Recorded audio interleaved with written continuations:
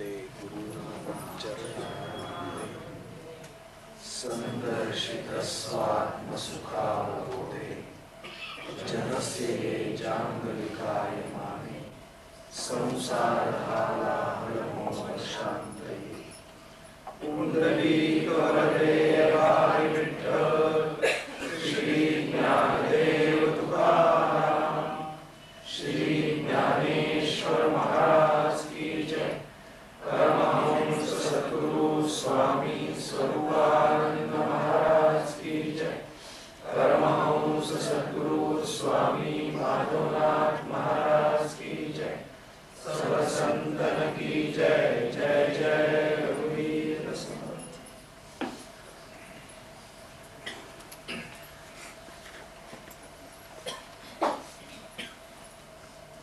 ते वेळी विश्व स्वप्नासहिते कोण अन्यथा मती निद्रेते सांभाळी नुरेची जेथे माया राती म्हणोनी अद्वय बोध पाटणी तेथ महानंदाची दाटणी मग सुखानुभूतीची घेणी देणी मंदावो लागती।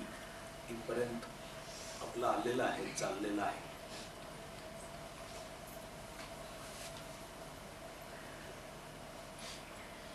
सद्गुरूंचं स्तवन ज्ञानेश्वर महाराज एका आगळ्या वेगळ्या अशा नवलाईच्या सूर्याच्या उपमेनी असं करताहेत।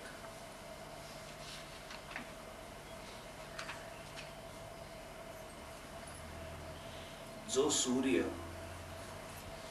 सद्गुरु रूपी सूर्य उगवल्यानंतर सर्व विश्वाभास मावळून जातो आणि आत्मबोध प्रगट होतो। तोच मी आहे अशा प्रकारचा सोहम बोध वाढीला लागल्यानंतर आत्म स्वरूपाच्या विषयी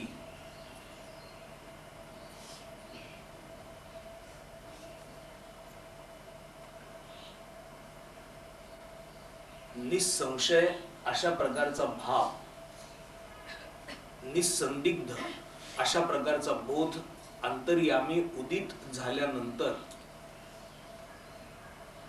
आणि हा उदित झालेला भाव परिपूर्ण झाल्यावर जो प्रत्येक बोधाची माथया सोहमतेचा आलिया लपे आत्मभ्रांती छाया आपण पातळी आपल्या स्वतःच्या विषयीची जी भ्रांती आहे ती भ्रांती संपूर्णपणे नाहीशी होऊन जाते। आपल्या स्वतःची भ्रांती म्हणजे मी कोण या संदर्भातली भ्रांती।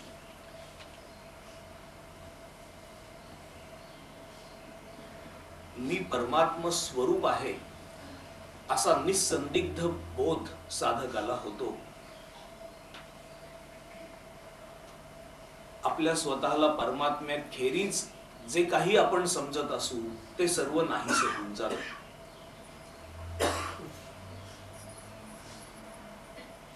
आत्मभ्रांती म्हणजे आपण कोण आहोत या संबंधीची भ्रांती।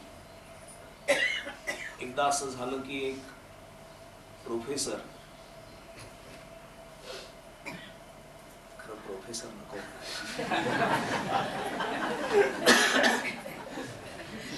काय म्हणायचं, मंडईमध्ये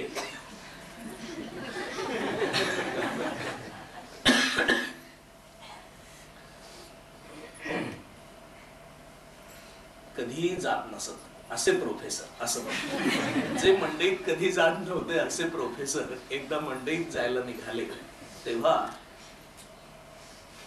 अगदी निघताना आपल्या पत्नीला म्हणाले की मी जातच नाही। ती म्हणाली अहो कधीतरी जाताय तर जा, तेवढं माझं काम तर करा। ते म्हणाले की तिथं खूप गर्दी असते आणि त्या गर्दीमध्ये जर मी हरवलो तर, असं म्हणाले। ती म्हणाली हरवायचा प्रश्न कुठे येतो, तुम्ही जायचं आणि यायचं, इतके लोक जातात हरवतात असं कुठं होतं। ते म्हणाले तसं नको, जर हरवलो तर पंचायत होऊन जाईल. तर मग तिने त्यांच्या समाधानासाठी म्हणून त्यांच्या पायाच्या अंगठ्याला एक दोरा बांधला. तुम्हाला जेव्हा वाटेल की आपण हरवलो की काय, तेव्हा खाली पहा आपल्या अंगठ्याकडं, तो दोरा असला म्हणजे मग तुम्ही आहात, तुम्ही काही हरवला नाही. त्यांचंही समाधान झालं आणि ते बाहेर पडले. आणि गर्दीमध्ये एकमेकांचे पाय एकमेकांच्या पायावर पडत असताना तो दोरा कधी सुटून गेला कळलं नाही. आणि मधून अधून ते पाहत होते, मी आहे ना, हरवलो नाहीये ना, म्हणून पायाकडे पाहत होते. दोरा होता. आणि काही दरम्यानच्या काळात दोरा नाही असं होऊन गेलं. तेव्हा ते मी हरवलो असं म्हणायला लागले. अवतीभोवतीच्या लोकांना कळेना की हे हरवले कसे. तर ते म्हणाले की माझ्या पायाला दोरा होता. आणि बायको म्हणालेली होती की दोरा पायाला असला म्हणजे मग तुम्ही आहात, हरवले नाही. तो दोरा गेलेला दिसतोय, मी हरवलेलो आहे. मग कोणीतरी दोरा बांधला पायाला, सापडले.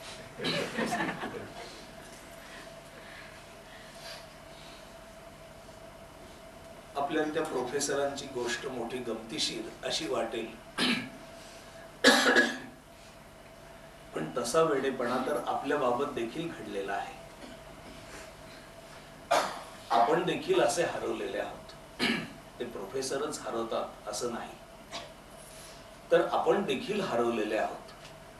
आपण देखील बाहेर पडलो आणि आपल्याला कळलं नाही. आपल्या लक्षात आलं की आपण हरवलो. आपण कोण आहोत हेच आपण विसरून गेलो. मग कोणी सद्गुरू आपल्याला भेटतात, आपल्याला अनुग्रह देतात आणि सांगतात की तेच तू आहेस, आणि आपल्याला आपण सापडलो याची जाणीव होते. सद्गुरूंची करामत अशी असते की जे प्रत्यक्षतः झालेलं नाही आपल्या बाबत, पण भ्रांतीने झालंय असं वाटतं. आपण वस्तुतः हरवलेले नाहीत. आपण सच्चिद आनंद स्वरूप, शुद्ध, बुद्ध, मुक्त असे आत्माच असताना आपण आपल्या स्वतःला मात्र तसं समजेन असे झालेले आहोत. आणि सद्गुरू आपल्याला ती आठवण करून देतात. ऐक शिष्या येथींचे वर्म, स्वये तूची आहेसी ब्रह्म, ये विषयी संदेह भ्रम धरूची नको. आणि मग काही साधना देखील सांगतात की ज्या साधनेचा अवलंब केल्यानंतर आपल्याला हळूहळू असं लक्षात येतं की आपण हरवलो नव्हतोच, आपण आपल्या ठिकाणीच होतो. एक बळाचे निवडले जे उगमाकडे पोहत गेले, उगम दर्शने पावन झाले तीर्थरूप. आपल्याला प्रवाहा विरुद्ध पोहायला लागतं आहे याच्या जाणीवेनी साधक मोठा संत्रस्त असतो. संत्रस्त केवळ अशा करता नसतो की त्याला इतर मंडळी ज्या प्रकारचं जीवन जगतात त्या प्रकारच्या जीवनाचा त्यांनी त्याग केलेला असतो, एवढ्याच करता केवळ तो संत्रस्त नसतो. तो तर त्यांनी केलेला असतोच, त्यामुळे ती गोष्ट अधूनमधून त्याच्या मनामध्ये असतेच. पण तो त्याग सहज देखील झालेला असतो. म्हणजे आपण केंद्रात यायला सुरुवात झाली आणि मग आपलं सिनेमाचं वेड कसं कमी झालं समजलंच नाही, आपलं फिरण्याचं वेड कसं कमी झालं समजलंच नाही. त्यामुळे हा त्याग तर घडलेला असतोच, पण तो सहजही घडलेला असतो. पण त्याचा जो त्रास असतो तो त्रास असा असतो की असं जीवन जगत असताना देखील माझ्या हाताला अजून काहीच लागलेलं नाही, हा खरा त्याचा त्रास असतो. म्हणजे एका बाजूला संसाराच्या विषयी किंवा मौज मजा या संदर्भातल्या ज्या पूर्वीच्या कल्पना होत्या त्या या तर नाहीशा झालेल्या आहेत, आणि जे मिळायला पाहिजे ते तर अजून मिळत नाही. अशा प्रकारचा त्याचा त्रास असतो. या त्रासापासून बाहेर येण्यासाठी म्हणून त्याला मदत हवी असते.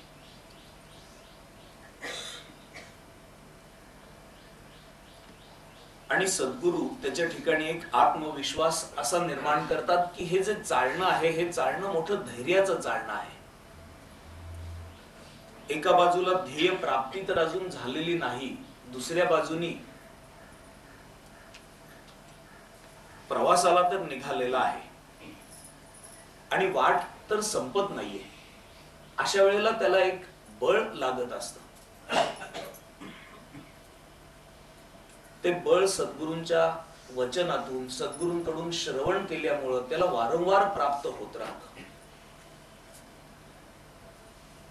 आणि ते उगमाकडं मोठ्या बळाने असे जात असतात. असं करता करता ज्या बाजूला सारायच्या त्या गोष्टी कायमच्या बाजूला सारून जे प्राप्त करायचं आहे त्याची शीव ते पाहायला सुरुवात करतात. कुठेतरी प्रवेशद्वार दिसत आहे, आपण जवळ आलेले आहोत हेही त्यांना समजतं. अंतर्यामी शांती, प्रेम, क्षमा, दया या गोष्टींचा प्रादुर्भाव व्हायला सुरुवात झालेली असते. निष्काम, निष्कपट असं प्रेम आणि आत्मभाव देखील निर्माण झालेला असतो. आणि त्यामुळं एकूण चाललेल्या वाटचालीबद्दल त्यांना खूप समाधान वाटत असतं. त्या ठिकाणी स्थिरावल्यानंतर आपण केवढा मोठा पल्ला चालून आलो म्हणून थोडं कुतूहलाने, आश्चर्याने वळून मागं पाहतात. उगमा पहिलीकडे गेले तेथोनी परतोनी पाहिले, तव पाणीची आटले काही नाही. त्यावेळेला त्यांना असं लक्षात येतं की ज्याच्यापासून आपण निग्रह केलेला होता, ज्या गोष्टी बाजूला सारलेल्या होत्या, ज्या गोष्टींचा आपण स्वीकार केलेला होता, त्या सर्वांसकटच एक परमात्मा भरून राहिलेला आहे.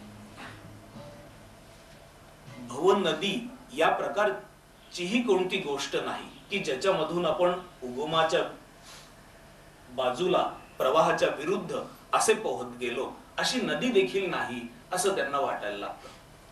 पण दरम्यानच्या काळात, प्रवासाच्या काळामध्ये मात्र अशा प्रकारची भरपूर भ्रांती शिल्लक असते. काही टाकायचं असतं, काही घ्यायचं असतं. जो प्रत्येक बोधाची या माथया सोहमतेचा माध्यानी आलिया, लपे आत्मभ्रांती छाया आपण पातळी, ते वेळी विश्व स्वप्ना सहिते कोण अन्यथा मती निद्रेते सांभाळी, नुरेची जेथे माया राधी. इथपर्यंत आपलं झालेलं होतं. म्हणून अद्वय बोध पाटणी, तेथ महानंदाची दाटणी, मग सुखानुभूतीची घेणी देणी मंदावो लागती. अद्वय म्हणजे द्वैताखेरीज असलेली अशी स्थिती. द्वैत हा आपला बोध आहे, संत त्याला अबोध असं म्हणतात. आपल्या ठिकाणी द्वैताचा बोध आहे, द्वैताचा भाव आहे की जो संतांच्या पक्षी अबोध आहे. टाकून देण्याचा भाव असा आहे. या द्वैताची मी कोणीतरी आहे आणि माझ्या खेरीज इतर काही आहे, ही मूळ संकल्पना आहे. मी याचा अर्थ अहमतेने असलेला मी, वेगळा पडलेला असा मी, परमात्म्यापासून आपल्या स्वतःला वेगळा समजणारा असा मी, आणि त्याच्या विरुद्ध बाकी सर्व. द्वैतामध्ये मी भक्त, तू देव,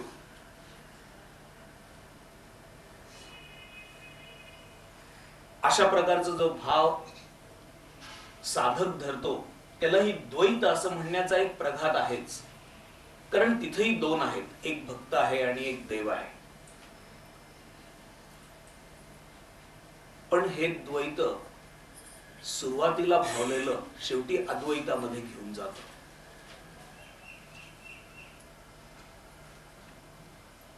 देव आणि भक्त हे एक होऊन जातात नंतरच्या काळामध्ये. त्यामुळे हे द्वैत देखील मोडतं. पण न मोडणारं द्वैत म्हणजे मी कोणीतरी आहे आणि माझ्या व्यतिरिक्त जे आहे तर ते एकदम माझ्यापासून भिन्न आहे, वेगळं आहे. जे जगत आहे अथवा परमात्मा आहे तो असेल आणि मी एक आहे. अहमतेने मी असणं हे द्वैताचं मूळ कारण आहे. जर अहमतेने मी नसेल तर मग द्वैत देखील नसेल. पण अहमतेने आपल्या स्वतःला मी आहे असं समजणं ही आत्ताची आपली स्वाभाविक स्थिती आहे. असं असल्यामुळं आपल्या पक्षी सर्व ठिकाणी द्वैत आहे.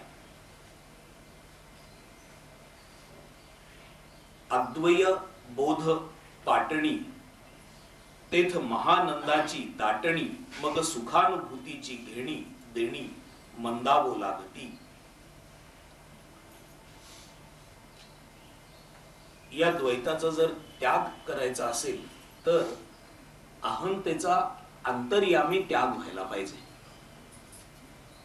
या अहमतेचा त्याग सहजासहजी होत नाही. काहीही केलं तरी देखील तो अहंकार मानगुटी बसतोच.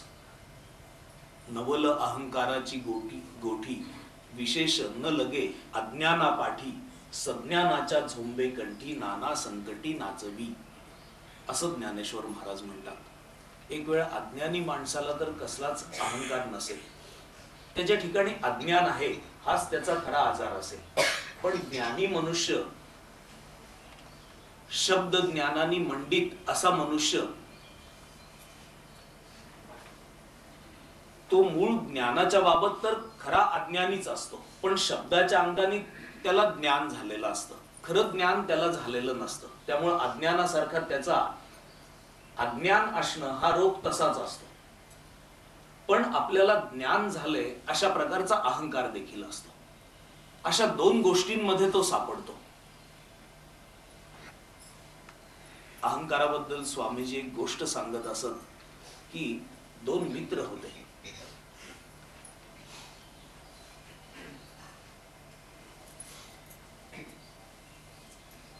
आणि एक मित्र जो होता त्याचं जीवन मोठं आदरणीय असं होतं आणि दुसरा होता तो व्यापारी होता, धनाढ्य होता आणि लहानपणापासून त्यांची आत्यंतिक मैत्री होती.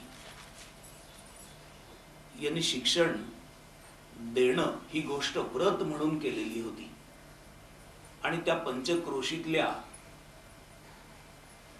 कित्येक पिढ्यांना या मित्रांनी शिकवलेलं होतं. त्याची जेव्हा 75 होती तेव्हा त्याचा जो धनाढ्य मित्र होता तो असं म्हणाला की तुझं जीवन इतकं आदर्शवत असं आहे की या जीवनाचा सत्कार व्हावा असं वाटतं. त्यांनी गावातल्या लोकांनाही सांगितलं की आपण यांचा सत्कार करूया आणि सगळ्यांनाच ती कल्पना आवडली आणि अनेक ठिकाणी सत्कार समारंभ त्या पंचक्रोशीमध्ये आयोजित केले गेले. तर जो मूळ मुख्य समारंभ त्या गावामध्ये होता तिथं यांचे मित्र म्हणून भाषण करताना या शिक्षकाचा मित्र असं म्हणाला. त्यांनी त्यांचे खूप स्तुती गोडवे असे गायल्यानंतर आतापर्यंत इतक्या विपन्नावस्थेमध्ये आपण आहोत याचं देखील त्याला भान नव्हतं. सेवेक पुढं इतका मोठा आदर्श यांनी घालून दिलेला आहे, इतकं की आज या सभेकरता येण्यासाठी म्हणून याच्याजवळ चांगला सदरा देखील नव्हता. तो सदरा शेवटी मी दिला असं तो म्हणाला. तो समारंभ झाल्यानंतर मग तो मित्र म्हणाला की तू सगळं चांगलं बोललास पण तो सदरा दिला असं तू कशाला बोललास, एवढा उल्लेख जर तू केला नसतास तरी चाललं असतं. तर तो म्हणाला ठीक आहे. जेव्हा पुढच्या वेळेला पुढच्या गावामध्ये समारंभ झाला तेव्हा त्यांनी तसेच त्याचे सगळे गोडवे गायले आणि तो असं म्हणाला की इतक्या विपन्नावस्थेमध्ये हा असताना देखील याच्या अंगावर हा सदरा कुठून आला हे मला काही कळलं नाही, हे काही मला माहिती नाही. म्हणजे कुठल्या ना कुठल्या पद्धतीने आपण दिला असंच सांगण्याची पद्धत झाली. तिसऱ्या ठिकाणी तो भाषण करताना म्हणाला, जेव्हा मित्र म्हणाला की तू पुन्हा सदऱ्याचा उल्लेख कशा करता केलास, तेव्हा तो म्हणाला की यांना सदरा कोणी दिला ते मला माहित नाही, पण सदऱ्याचा उल्लेख करण्याची आवश्यकता नाही असं तो म्हणाला. कुठून तरी मी दिलं हा जो भाव आहे, या भावामधून तो बाहेर येत नव्हता. हा जो अहंकार आहे, हा अहंकार खऱ्या अर्थाने द्वैत निर्माण करतो. आणि परमार्थाच्या ज्या साधना आहेत, त्या साधना या अहंकाराच्या निरसनाकरता म्हणून खऱ्या अर्थाने आहेत. सर्वात महत्वाची साधना म्हणजे ध्यानाची साधना आहे. या ध्यानाच्या साधनेमध्ये बाहेरच्या जगताचा, विचारांचा, कल्पनांचा, शब्दांचा प्रथम लोप होतो.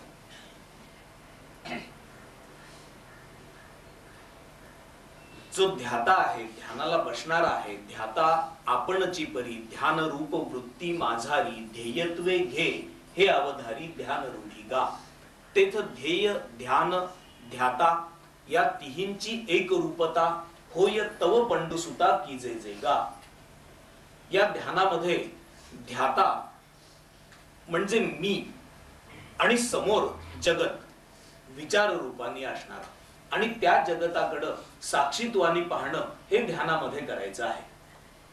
त्यामुळं समोरचं जगत नाहीसं होतं, विचार नाहीसे होतात, कल्पना नाहीशा होतात आणि कल्पनांचा, विचारांचा, दृश्याचा साक्षी असणारा मी केवळ तिथे शिल्लक राहतो. द्वैत एक मी मूळ आहे आणि दुसरं जगत या मूळ आहे. जगताचा लोप होतो, विचारांचा लोप होतो आणि केवळ मी तिथे शिल्लक राहतो. आणि हा मी आपल्या स्वतःला परिशुद्ध रूपात पाहायला लागतो. म्हणजे जो मी असतो तो मी देखील रावसाहेब, काकासाहेब, मामासाहेब अशा पद्धतीने शिल्लक न राहता केवळ द्रष्टृत्वाने शिल्लक राहतो. पदार्थ ज्ञान जेव्हा सरे द्रष्टा द्रष्टेपणे नुरे केवळ ज्ञप्ती मात्र उरे सूक्ष्म ब्रह्म असं समर्थ म्हणतात. सर्व पदार्थ मात्र संपून गेल्यानंतर समोरचं केवळ द्रष्टा उरतो आणि मग जो द्रष्टा उरतो तो द्रष्टृत्व फार काळ आपल्या स्वतःवर लादून घेऊ शकत नाही. कारण जर समोर दृश्यच नसेल तर त्या दृश्याचा द्रष्टा तरी कसा असेल. त्यामुळे द्रष्टृत्वाचा भाव देखील नाहीसा होतो आणि मग केवळ सूक्ष्मत्वानी मी शिल्लक राहतो आणि त्या मीला ब्रह्माचाच बोध होतो. केवळ ज्ञप्ती मात्र उरे सूक्ष्म ब्रह्म असं समर्थ म्हणतात. सूक्ष्मत्वानी मी ब्रह्म आहे या भावानीच केवळ तो तिथं राहतो. अशा रीतीने द्वैताचा लोप होतो, याचा अर्थ जगत नाहीसं होतं आणि केवळ सूक्ष्म रीतीने ब्रह्मच एक मी असा तो शिल्लक राहतो. एका ब्रह्मभावानीच मी शिल्लक राहतो. आता द्वैत नाहीसं झालं, एक मीच उरला आणि तो मी देखील अत्यंत परिशुद्ध अशा आत्मरूपाने उरला. आता द्वैताची अडचण गेली आणि अहंकाराचा देखील लोप झाला. आणि ध्याना व्यतिरिक्त ज्या सर्व साधन पद्धती आहेत, मग नामस्मरण असो, पूजा असो, भजन असो, कर्माची साधना असो, या सर्व साधनांमध्ये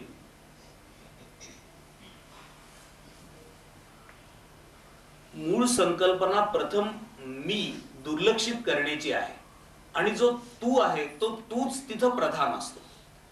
ध्यानाच्या साधनेमध्ये तू नाहीसा होतो आणि मी शिल्लक राहतो, तर बाकीच्या सर्व साधनांमध्ये मी अत्यंतिक दुर्लक्षित होतो, जणू मी नाहीच आहे आणि तू सर्वस्व आहेस.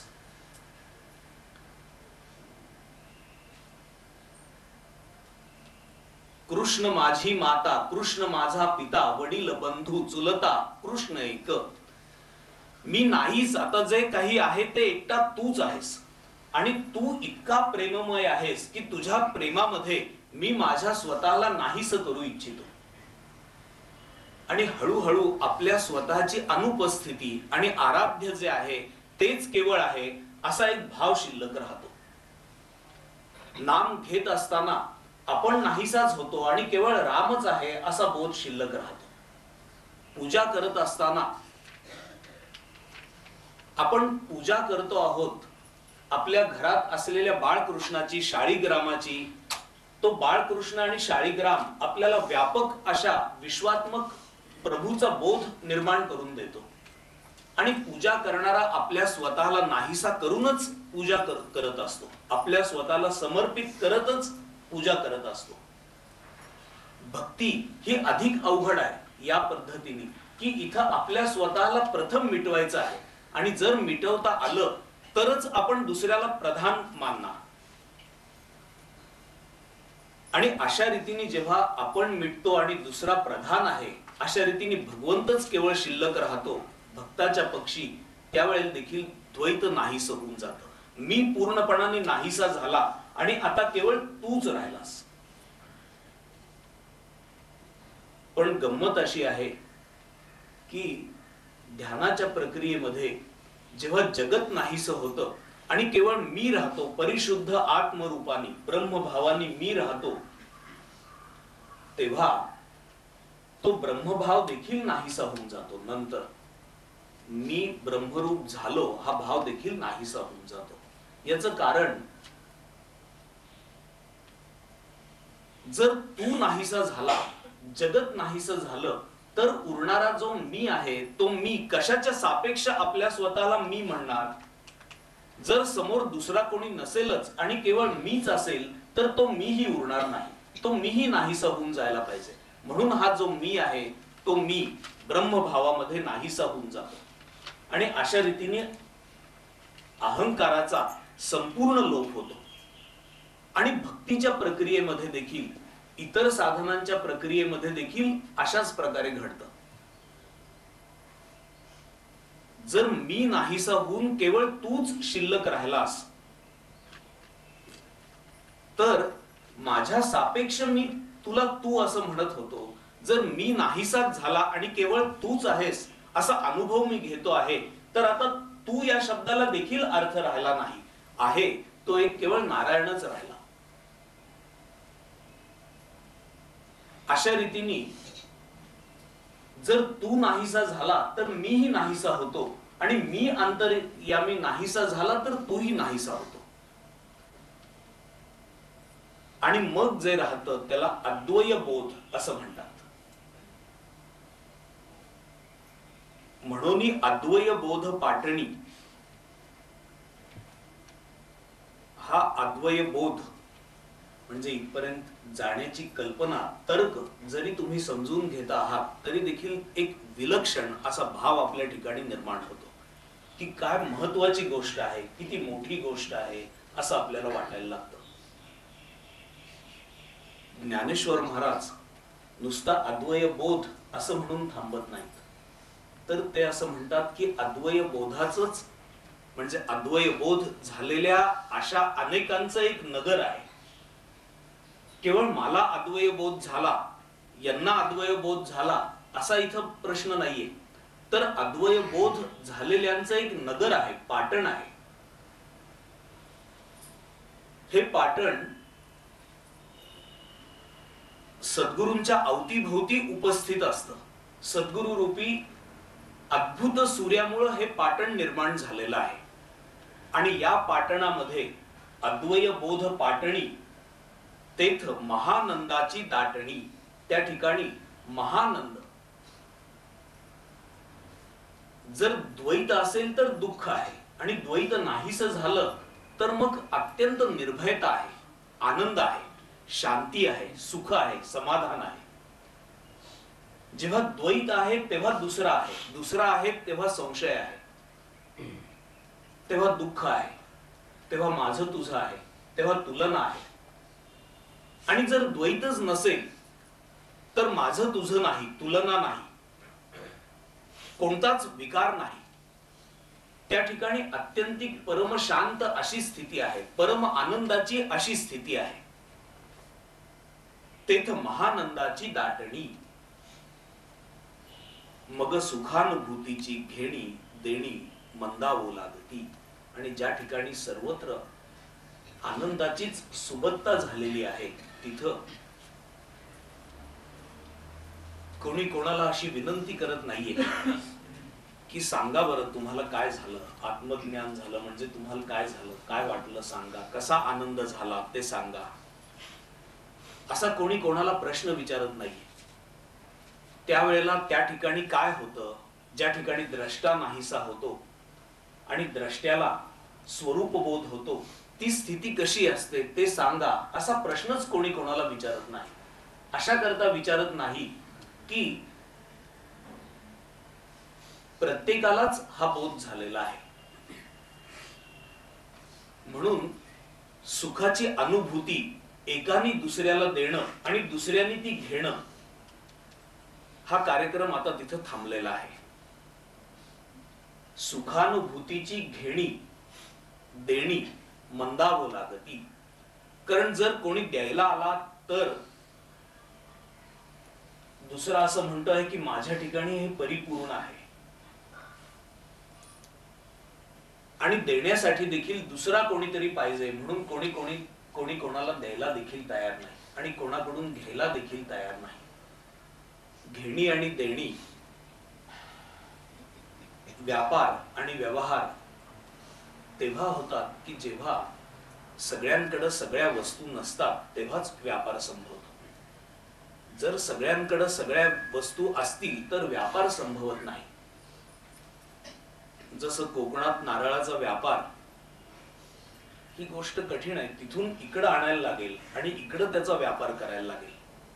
कारण प्रत्येकाच्याच दारामागं नारळाची झाडं, पोफळीची झाडं, आता कोणी कोणाला सुपाऱ्या द्यायच्या घ्यायच्या, म्हणून त्याची देणी घेणी तिथं जशी मंदावून गेलेली असतात, तशी म्हणजे सुपाऱ्या आणि नारळ यांच्या बाबत, तर तसं आनंदाच्या बाबत इथं सद्गुरूंच्या सानिध्यामध्ये जे नगर झालेलं आहे तिथं घडतं, असं ज्ञानेश्वर महाराज म्हणतात. म्हणून अद्वय बोध पाटणी तेथ महानंदाची दाटणी, मग सुखानुभूतीची घेणी देणी मंदावं लागती. त्यावेळेला असं समजून जातं की परमात्मा हाच मूळ आधार आहे.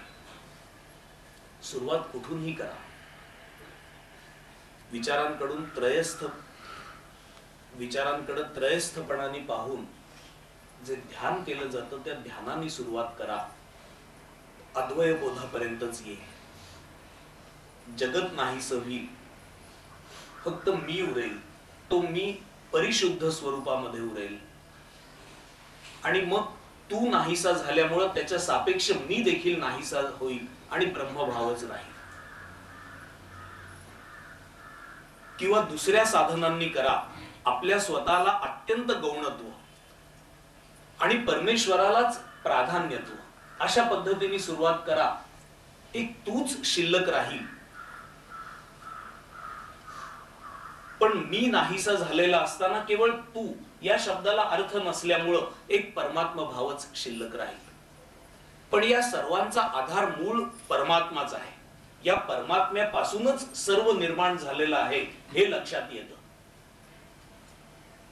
निराकार आधार ब्रह्मादिकांचा, निराकारच अव्यक्तच सर्व जगताचा आधार झालेला आहे आणि ते अव्यक्त माझ्या ठिकाणी ओतप्रोत परिपूर्ण असं भरून राहिलेलं आहे.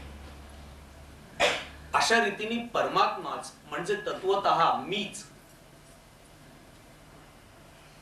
म्हणजेच ब्रह्मभावच या सर्व जगताच्या मूलस्थानी आहे आणि जगत देखील तोच होऊन राहिलेला आहे, असा विलक्षण भाव निर्माण होतो.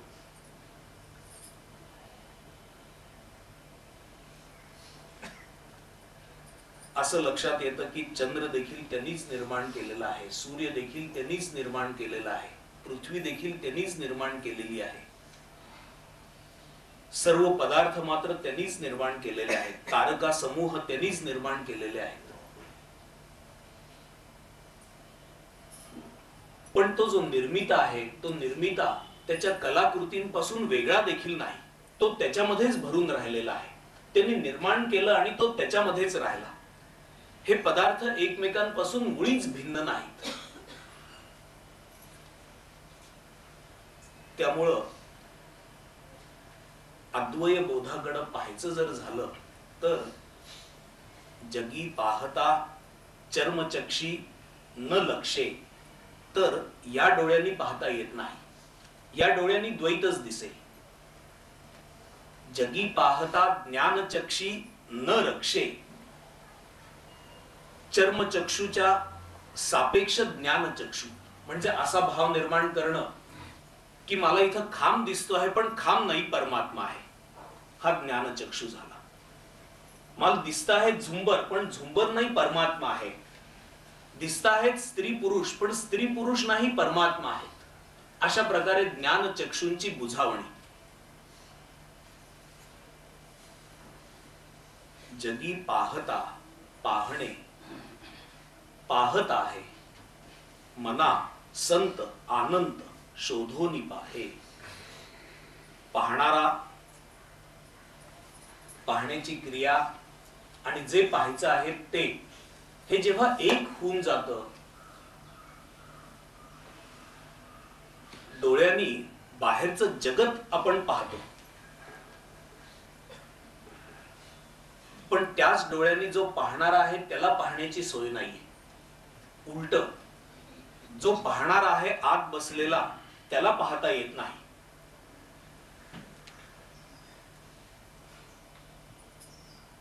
कानांनी बाकी सगळं ऐकण्याची सोय आहे, पण जो ऐकतो आहे त्याला ऐकण्याची सोय कानामध्ये नाही. तो आत आहे, तो आत बसून डोळ्याकरवी पाहतो, कानांकरवी ऐकतो, तिथपर्यंत जाणं आहे. आणि तिथपर्यंत गेल्यानंतर त्या ठिकाणी स्थिर झाल्यावर जो सुख, जो आनंद साधकाला प्राप्त होतो, त्या आनंदाच्या असीम अशा स्थितीमध्ये सर्वच जण असल्यामुळं सुखानुभूतीची घेणी आणि देणी या गोष्टी मंदावून गेल्या, नाहीशा अशा झाल्या. किंबहुना ऐसैसे मुक्त कैवल्य सुदिवसे सदा लाहीजे का प्रकाशे जयाचे नी. ज्ञानेश्वर महाराज म्हणतात मुक्त कैवल्य म्हणजे सर्व ठिकाणी उघडा मोक्ष सदैव असा. किंबहुना ऐसैसे मुक्त कैवल्य सुदिवसे, ज्या शुभ दिवशी असतं तो शुभ दिवस म्हणजे सद्गुरु रूपी सूर्य आपल्या जीवनामध्ये उगवतो तो दिवस. आणि तो एकदा उगवला की मग रात्र नसते. या सूर्याच्या दिवसाला रात्र आहे, पण या सूर्याच्या दिवसाला रात्र नाही. एकदा दिवस उगवला की मग रात्रीचा पत्ताच कापला जातो, रात्रच पुन्हा निर्माण होत नाही.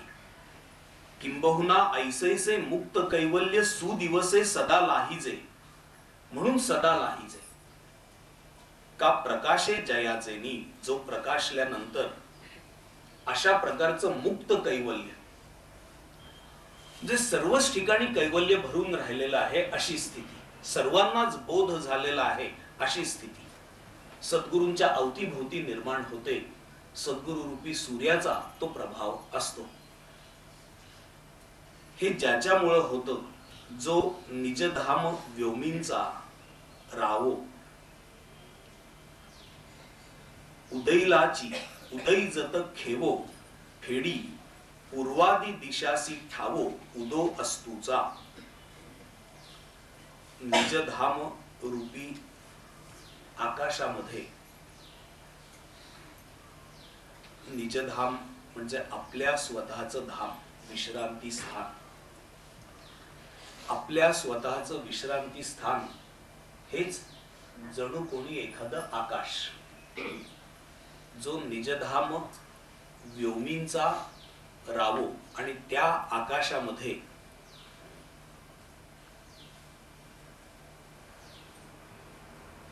उगवलेला सूर्य हाच कोणी एखादा राव, नाथ,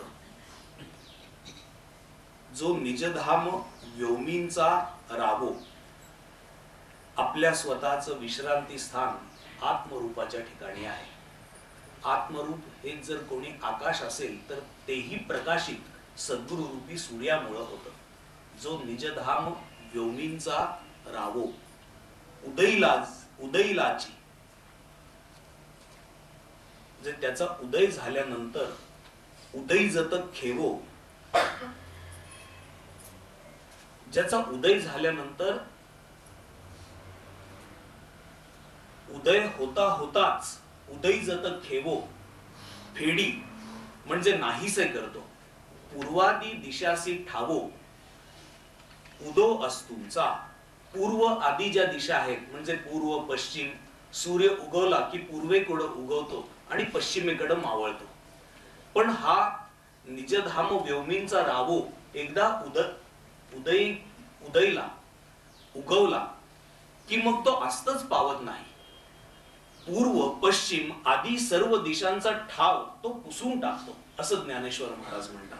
जो निजधाम व्योमींचा रावो उदयीलाची उदय जत खेवो,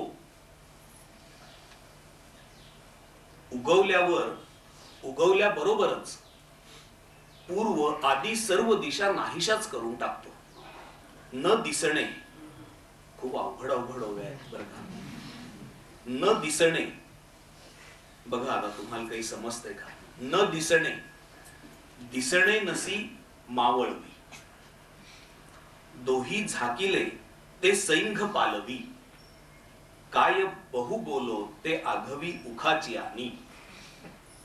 पाहुणे वाचले. न दिसणे, दिसणे नसी मावळवी. हा सूर्य उगवल्यानंतर काय होतं तर जे न दिसणं आहे, अज्ञान आहे, ते दिसणे नसी मावळवी. दिसणं आणि न दिसणं, ज्ञान आणि अज्ञान या दोन्ही गोष्टी अस्तंगत होतात, नाहीशा होतात, मावळून जातात. अज्ञान ज्ञानाबरोबरच नाहीस होऊन जातं. न दिसणे, दिसणे नसी मावळवी, दोही झाकिले ते. अज्ञान आणि ज्ञान या दोन्हींनी ही जे झाकून ठेवलेलं आहे ते म्हणजे स्वरूपबोध. दोही झाकिले ते सैंघ पालवी, ते सहज प्रगट करतो. काय बहु बोलो, काय जास्त सांगणार, ज्ञानेश्वर महाराज म्हणतात ते आघवी उखाची आनी. तो दिवसच काही वेगळा असतो असं ज्ञानेश्वर महाराज म्हणतात. हे जे न दिसणे, दिसणे नसी मावळवी, दोही झाकिले ते, हे काय आहे आपण पुढच्या वेळेला बघू. तो अहोरात्रांचा पैल कडू, कोणे देखावा ज्ञान मार्दंडू, जो प्रकाशे विण सुरुवाडू प्रकाशाचा, तया चित सूर्या निवृत्ती, आता नमो म्हणो पुढत पुढती. काय ओव्या लिहिल्यात बघा. जे बाधका येई जतसे स्तुती बोलाची या. नकोच, थोडा वेळ जाईलच. हरि ओम तत्सत. विठ्ठल विठ्ठल विठ्ठल.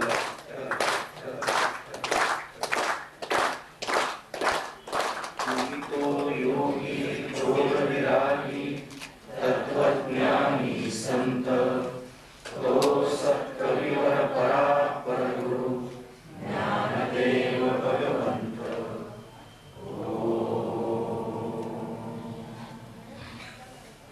ओम भद्रं कर्णेभिः शृणुयाम देवाः, भद्रं पश्येमाक्षभिर्यजत्राः, स्थिरैरङ्गैः स्तुष्ट्वा